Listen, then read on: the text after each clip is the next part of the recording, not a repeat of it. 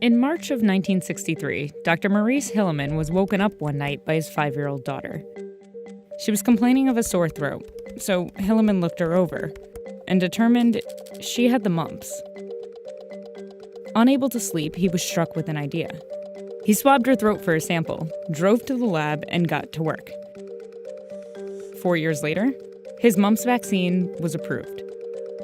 It was the fastest a vaccine had ever been developed. Until now. New vaccine against coronavirus. And it's incredible how quickly this vaccine and others have been developed. This was done in record time. This is extraordinary. This is the fastest vaccine development in U.S. history. In 2020, vaccines for COVID-19 have shattered previous records, going from development to approval in a matter of months. That speed was driven by billions of dollars and a global effort. But in some cases, it was also because of a breakthrough in vaccine technology decades in the making. Something that could shrink this timeline going forward and change how we make vaccines altogether.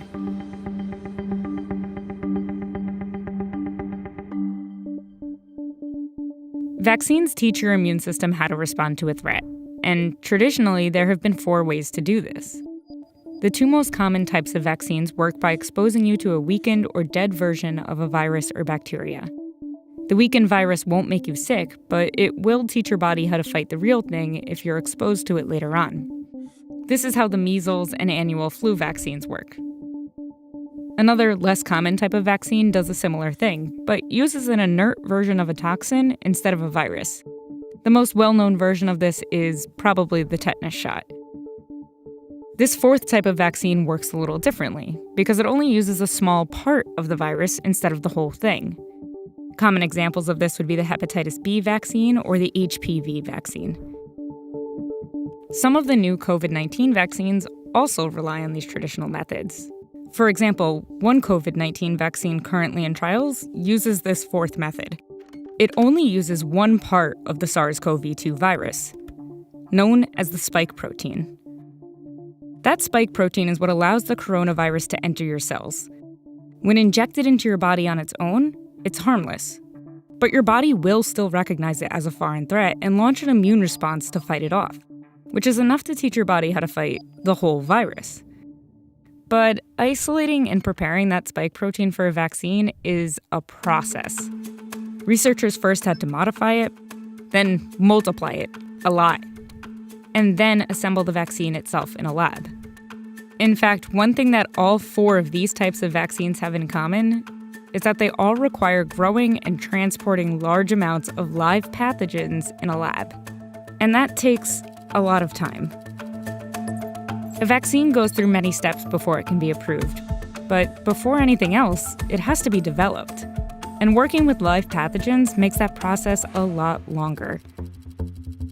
On average, it takes 5 to 10 years for a vaccine to reach FDA approval in the United States.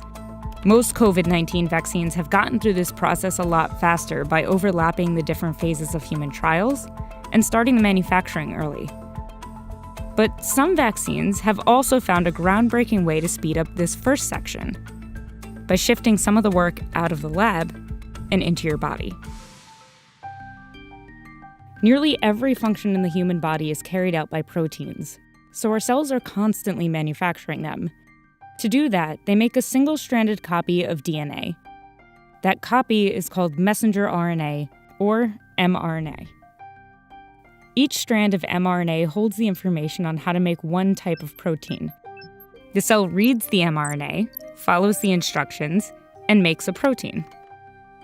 And that's where these 2 new types of vaccines come in. They contain instructions.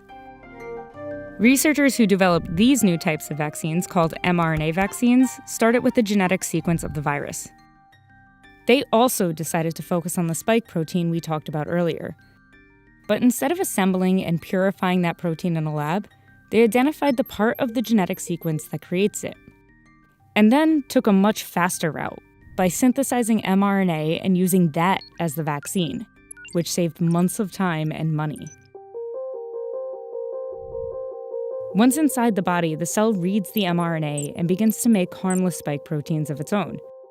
From there, your body's immune system recognizes the foreign threat and sounds the alarm. This is how the new COVID-19 vaccines from Pfizer and BioNTech and Moderna work. But the main drawback with an mRNA vaccine is that mRNA breaks down very easily. It has to be delivered inside a protective fatty barrier and kept ultra cold, which isn't super ideal for a vaccine that needs to reach all areas of the globe. Another effective new-to-consumer kind of vaccine works similarly, but uses DNA instead of mRNA, which is much more stable. The COVID-19 vaccines from AstraZeneca and Johnson & Johnson are this type. It doesn't require the ultra-cold conditions, but it does have its own drawbacks. To get the DNA into your cells, researchers use a harmless virus as a carrier. But over time, your body will build resistance to that virus, which means future doses using this carrier will become less and less effective, and the carrier will need to be updated. But in terms of efficacy, cost, and speed, these two new types of vaccines have broken records. These new vaccines are a groundbreaking way to elicit an immune response. And while they'll have a big impact on how we fight COVID-19, their real impact is just beginning. A vaccine that delivers specific instructions to your body opens up a whole new world of vaccine technologies and disease treatments for things like cancer or HIV. Finding the vaccine was a turning point for the pandemic. But the pandemic might also be a turning point for vaccines.